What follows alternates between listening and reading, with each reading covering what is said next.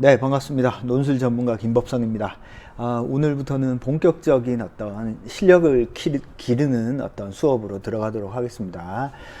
이번 챕터는 두 번째 챕터고요. 여러분들이 교재에 보시면 한 34쪽 정도에 나와 있습니다. 제목은 상위 10%에 드는 법. 상위 10%에 든다라고 하는 건 논술의 기본 개념을 갖췄다라는 뜻입니다. 이 논술의 기본 개념을 갖춘 학생들은 어떤 학생들인가? 그걸 중점적으로 설명을 드릴 거고, 논술을 처음 시작하는 학생들이 저지르는 전형적인 실수들이 있어요. 이 실수들이 대략 4가지 정도 되는데, 이 실수가 어떤 식으로 나타나는지를 실제 학생 글, 논술 천재에 들어있는 글들은요, 실제 제가 학원에서 이렇게 학생들을 가르치면서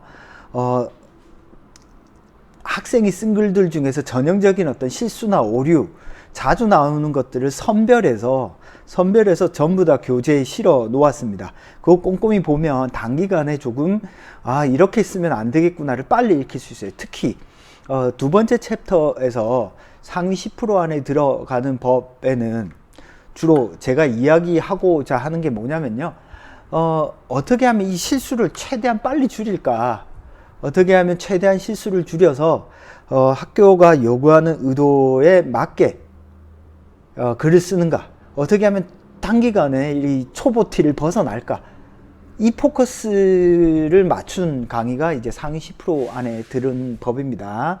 자, 그러면은 본격적인 내용에 들어가서 이야기를 한번 해볼게요. 앞에서도 누누이 강조했죠. 글은 글 자체로 완결성을 지져야 됩니다. 이건 기본 중에 기본입니다. 알겠죠? 자, 이 기본을 지켰다라는 전제하에 우리는 논술 초보를 벗어나기 위해서는 어떻게 해야 되는가? 자, 제가 여기서 설명할 거, 오늘은 이 착오랑 누락에 대해서 주로 설명을 할 거예요.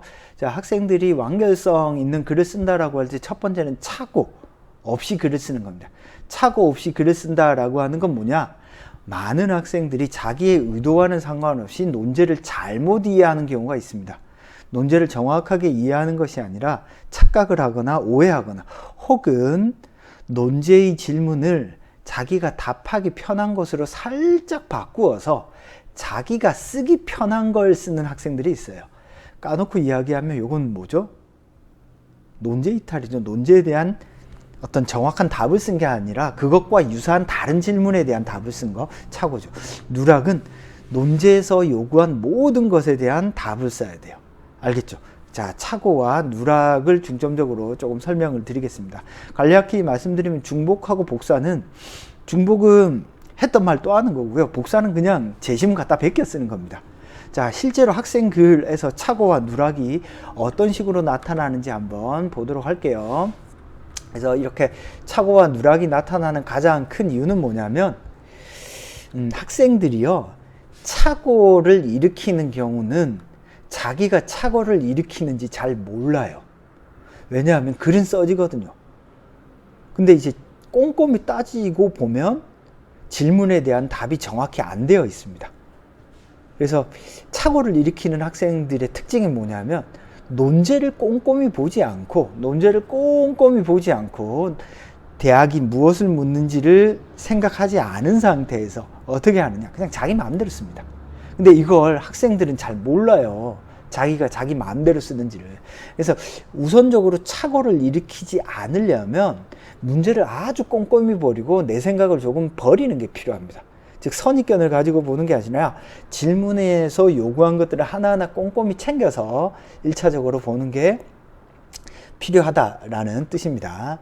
자, 그러면 연습 문제를 보면서 한번 봅시다. 자, 이 문제는 중앙대 2017년도 모의논술 문제입니다. 학생이 쓴 글이고요. 문제를 한번 볼게요. 연습 문제 3입니다. 자, 만약에 이 문제를 풀지 않은 학생은 반드시 잠깐 멈추었다가 문제를 풀기 바랍니다. 알겠죠? 직접 풀어본 다음에 수업을 들어야 자기께 되지, 그렇지 않으면 자기께 되지 않습니다. 자, 중앙대 2017년 모의논술 1번 문제인데요. 문제를 읽고 질문에 대한 답이 정확히 이루어졌는지 점검하고, 자, 질문에 대한 답이 정확히 이루어져 있다. 묻는 말에 답이 정확히 착오 없이 답이 되어 있는지, 질문에 대한 답이 되지 않은 부분이 몇 개인지 찾아보아라. 질문을 했는데 질문에 대한 답이 없거나 아예 빠져 있거나 아니면 잘못되어 있거나 엉뚱한 답이 있거나 이런 것들을 한번 찾아보라는 뜻입니다. 제가 1, 2, 3, 4, 5 모든 문장에 번호를 매겨 놓았으니까 질문에 대한 답이 제대로 안 된 문장을 번호로 매기면 되겠네요. 그죠? 자, 문제를 한번 보도록 하겠습니다. 좀 전에도 말씀드렸듯이 이걸 안 푼 학생은 어떻게 하라고요? 지금 당장 멈추었다가 잠깐 풀어봅니다. 자, 조금 더 확대해서 볼게요.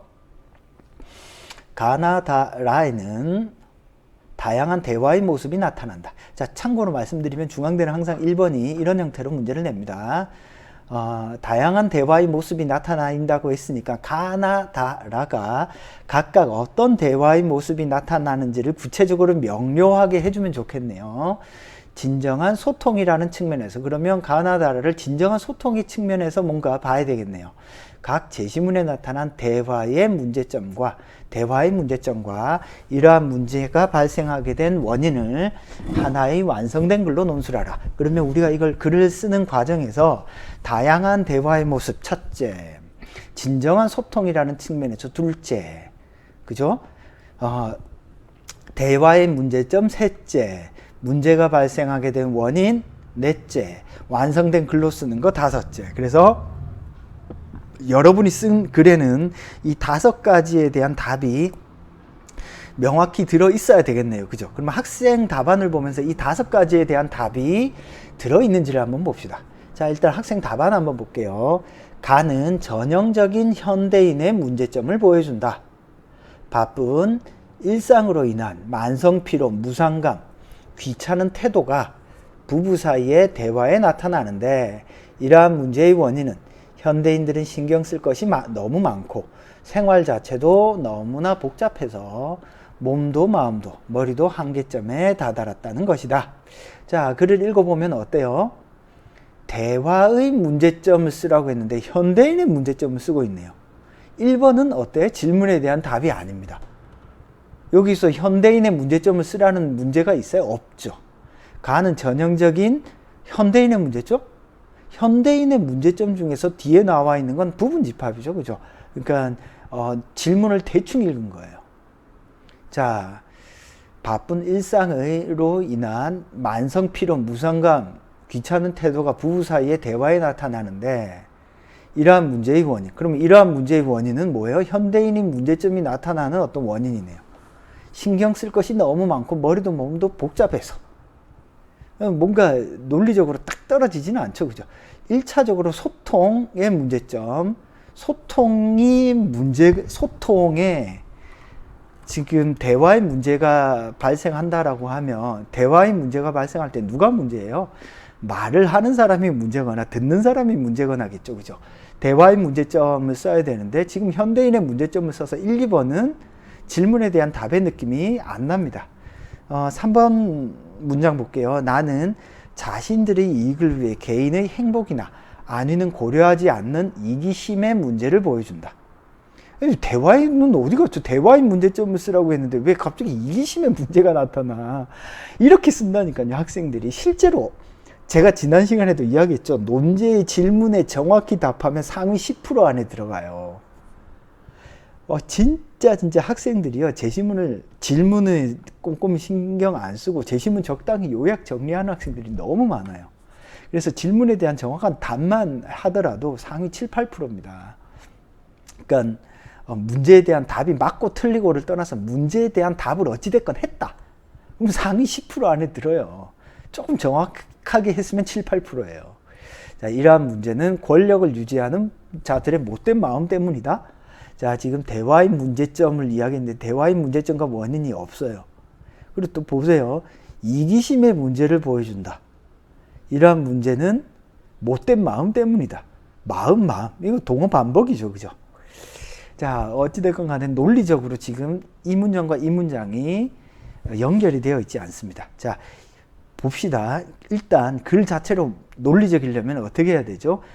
자신들의 이익을 위해 개인의 행복이나 안위는 고려하지 않는 이기심의 문제를 보여준다. 그럼 뒤에는 이러한 이기심의 문제가 나타나는 원인은 무엇 때문이다? 마음 때문이다? 이기심의 문제인데 그 원인을 마음 때문이라고 하면 똑같은 얘기 반복하는 거죠. 그죠? 권력을 유지한다? 다른 말로 권력을 유지하는 게 이기심이 좀 더 상술한 거지만 인과적으로 엮이지는 않죠. 그러니까 비슷한 말을 반복해 놓은 것일 뿐이에요. 다는 일반적이고 무비판적인 의사소통의 문제점이 여기는 의사소통 나왔네. 대화의 문제점. 요거는 괜찮네요. 동물들은 스노우볼이 말한 격언을 잘 이해도 되지 않은 상태에서 수용한다. 머리가 둔한 동물들을 국민, 스노우볼을 정치인이라고 하면 잘 알지 못하는 국민들은 정치인들이 하는 이야기를 무비판적으로 받아들이는 것이다. 그러니까 무비판적인 의사소통. 그럼 원인은 뭐예요? 그냥 무비판적으로 수용하기 때문에, 이해력이 떨어지기 때문에 그 원인을 좀 더 직접적으로 써주는 게 좋겠네요. 어찌됐건 간에 지금 이 5번, 6번, 7번도 읽어보면 대화가 제대로 발생하지 않는 문제점. 그럼 무비판적인 의사소통, 왜 무비판적인 어떤 소통이 발생하는지 그 이유나 원인은 정확히 잘 안 드러나 있어요. 잘 알지 못하기 때문에, 이해력이 떨어지기 때문에 뭐 하여튼 분명하게 딱 제시해 주는 게 좋습니다. 따라서 이러한 문제의 원인은 동물들이 직접 대안을 제시하고 노력하지 않고 무조건 제시된 대안만을 바라기 때문이다. 문장이 조금 기네요. 다른 것보다는 요거는 문장도 길게 썼네요. 그죠?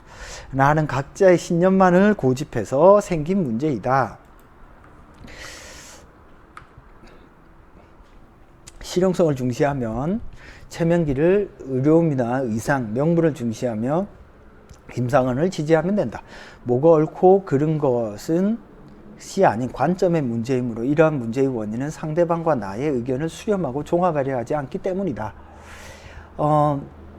글은 항상 글 자체로 완결성을 지녀야 된다라고 했잖아요. 이 학생의 글이 1차적으로 가장 큰 문제는 대화의 문제점을 중심으로 글을 썼다라는 느낌이 안 들어요. 자, 그 다음에 하나의 완성된 글로 쓰라고 했잖아요. 각각 다양한 대화의 문제점을 이야기했으면 가의 대화는 어떤 대화고, 나의 대화, 다의 대화, 라의 대화는 각각 누구와 누구의 대화인지, 아니면은 대화의 어떤 주체나 아니면 화자나 청자가 누구인지를 정확히 밝혀줘야 되는데 그런 부분도 눈에 조금 잘 들어오지는 않습니다. 즉 다양한 대화의 모습, 가에서는 누구와 누구의 대화의 모습, 나에서는 누구와 누구의 대화의 모습, 다에서는 누구와 누구의 대화의 모습, 이렇게 명확하게 딱 써야죠. 질문의 답의 느낌이 나도록. 자, 그 다음에 대화의 문제점. 대화의 문제점이라는 것이 정확히 안 드러나 있어요. 그런 측면에서 보면 이 글은 질문에 대해서 정확한 답이 없어요. 그래서 좀 더 자세히 한번 보겠습니다. 이 답은 전형적인 어떤 착오가 드러나 있는 글이에요. 자기가 쓰고 싶은 글을 썼다라는 거죠. 전형적인 현대인 문제점들, 소통을 쓰라고 했는데 현대인들의 문제점을 써서 착오가 드러났다는 뜻입니다. 자, 그 다음에 구체적인 내용은 제가 여기 쭉 써놨으니까 여러분들이 한번 읽어보시면 바로바로 조금 이해가 잘 될 겁니다. 그래서 제가 왜 지금 앞부분에 학생들의 글을 보여주냐면 글 자체로 질문에 대한 답의 느낌이 아주 명료하게 되어야 돼요. 그게 안 되면 좋은 글이 아닙니다. 알겠죠? 그래서 여러분들이 문제가 어떤 것이든 상관없이 1차적으로 여러분이 쓴 글이 잘 읽히잖아요. 그러면은 어지간하면 좋은 글이에요. 그리고 여러분의 글을 딱 읽었을 때 이건 어떤 질문에 대한 답이구나, 이게 떠오르면 그건 대부분의 경우가 잘 쓴 글입니다. 근데 못 쓴 글은요, 딱 여러분의 답을 읽어보면 문제를 보지 않더라도 무엇에 대해서 답을 했는지가 한눈에 쏙 안 들어온다라는 뜻입니다. 알겠죠? 자, 나도 마찬가지로 뭔가 이기심의 문제? 자, 대화의 문제를 이야기하라고 했는데 이기심의 문제를 이야기하고 있죠. 다행히 다는 어떤 소통의 문제점, 대화의 문제점을 이야기하고 있어요. 그 다음에 라는 어때? 신념만을 고집해서 생긴 문제를 이야기하고 있다. 어때요? 대화의 문제점이 아니라 그냥 자기가 인위적으로 정한 어떤 문제점을 정해서 글을 쓰고 있죠. 어떤 제시문은 가나 라의 제시문을요.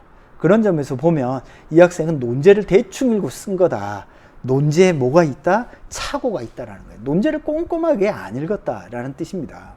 그래서 제가 이제 학생들을 가르치면 이런 형태의 글을 진짜 많이 봐요. 왜 그래요? 논제를 대충 보고 자신이 쓰기 편한 형태로 아예 문제를 바꾸어서 그냥 각각의 제시문에 나타난 문제점을 써버린 거예요, 이 학생은. 그래서 많은 학생들이 논제를 자기가 답하기 편한 형태로 바꾸어서 답하는 경우가 정말 많습니다. 엄밀하게 따지면 이런 형태로 글을 쓰는 건 논제 이탈이고요, 제시문의 오독입니다. 정말 많고요. 논술을 시작하는 한 50에서 60% 학생들한테서 발견되는 그 글의 패턴입니다. 따라서 여러분들이 글을 쓴다라고 할 때 첫째 뭘 해야 된다고요? 질문을 꼼꼼히 보고 그 질문에 대한 답이 정확하게 내 글 안에 들어 있어야 된다라는 뜻입니다. 알겠죠? 무슨 말인지. 아니, 합격수기네요. 이건 성대 작년에 들어간 학생이네요. 읽어보고요. 제가 이게 합격수기가 들어가 있는 이유가 PDF를 그냥 옮겨 놓다 보니까 들어있어요. 합격수기를 저기 교재에 넣어 두었거든요. 자, 그 다음에 이제 앞부분에 이제 착오에 대해서 이야기했죠. 두 번째, 누락에 대해서 이야기했죠. 누락은요, 질문을 했는데 그 질문에 대한 어떤 답이 없는 거야. 알겠죠? 자, 그래서 제가 넘버링을 해 두었습니다. 다양한 대화의 모습, 진정한 소통, 대화의 문제점, 문제가 발생하게 된 근본 원인, 하나의 완성된 글. 1에서 5까지 있잖아요. 아까 좀 전에 읽어보셨지만 다양한 대화의 모습을 명료하게 가나다라에서는 누구와 누구예요? 나에서는 누구와 누구예요? 예를 들어 대화라고 할 때는 어떤 집단과 집단의 대화일 수도 있고 개인과 개인의 대화일 수도 있고요. 그죠? 집단과 개인의 대화일 수도 있어요. 그런 식으로 명료하게 어떤 대화의 모습이 나타나는지를 가나다라에서 구별해 줘야지. 그게 없다라는 거예요. 무슨 말인지 알겠죠? 그럼 진정한 소통이라는 건 뭐냐? 진정한 소통이라는 건 뭘 의미하는데? 가에서는 이 진정한 소통 중에서 무엇이 빠져 있다. 이런 답이 들어가 있어야 되잖아. 없단 말이에요. 누락되어 있다는 뜻이죠. 전체 주제는 소통, 대화죠. 그래서 전 제시문 가나다라가 소통과 소통의 문제점. 그럼 진정한 소통은 뭔데? 진정한 소통과 관련해서 가나다라는 무엇이 결여되어 있는지를 분명하게 제시해 주면서 글을 쓸 때 진정한 소통과 관련해서 가나다라가 한 편의 일관성 있는 완성된 글이 되는 거죠. 알겠죠? 특히 중앙대 같은 경우에는 대학에서 요구하기를 이렇게 한 편의 완성된 글을 쓸 때 서론, 본론, 결론의 형태의 글을 조금 요구합니다. 그 부분은 뒷부분에서 제가 조금 더 말씀드릴게요.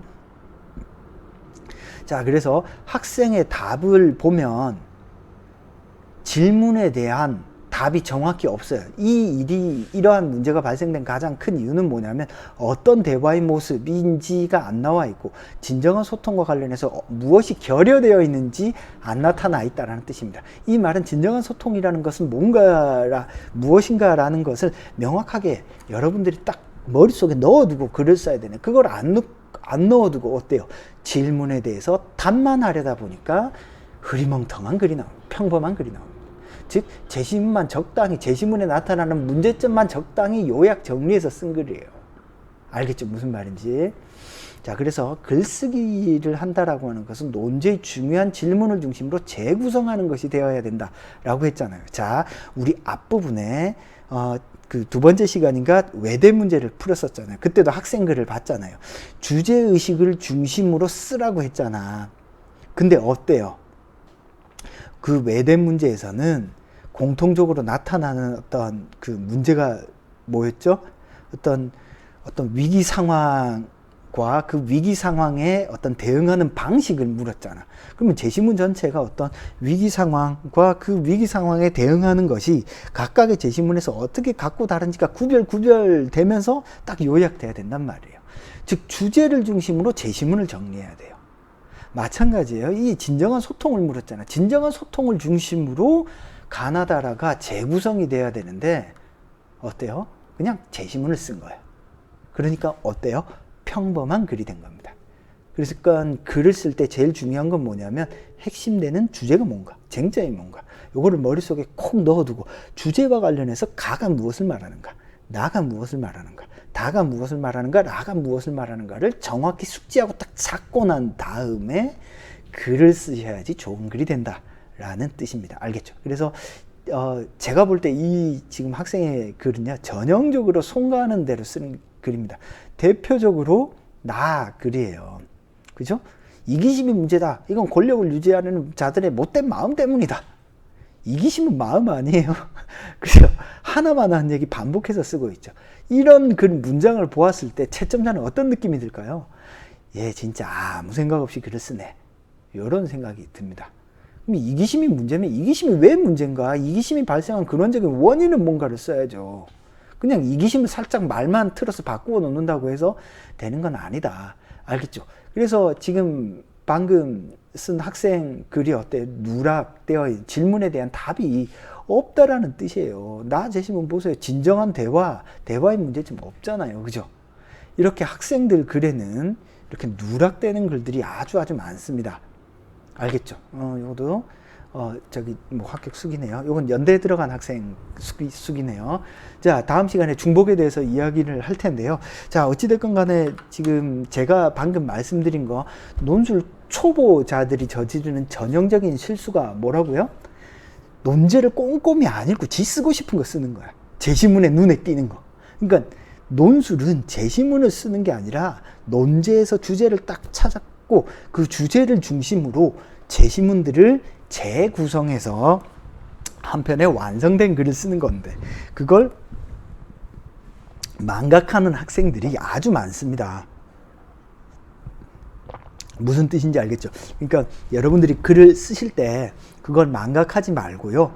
하나하나 꼼꼼하게 질문에 답해야 될 것들을 체크를 해두고 내가 이 질문에 모두 답했는지, 내가 이 질문 중에 혹은 착오를 일으킨 건 없는지를 꼼꼼히 따져가면서 글을 쓸 때 여러분들은 논술 초보에서 벗어날 수 있고 상위 10% 이상이 가는 글을 쓸 수 있게 됩니다. 알겠죠? 무슨 말인지. 자, 논술 초보를 벗어나는 법 상위 10%에 들어가는 법 첫 번째 강의는 여기서 마치도록 하겠습니다. 감사합니다.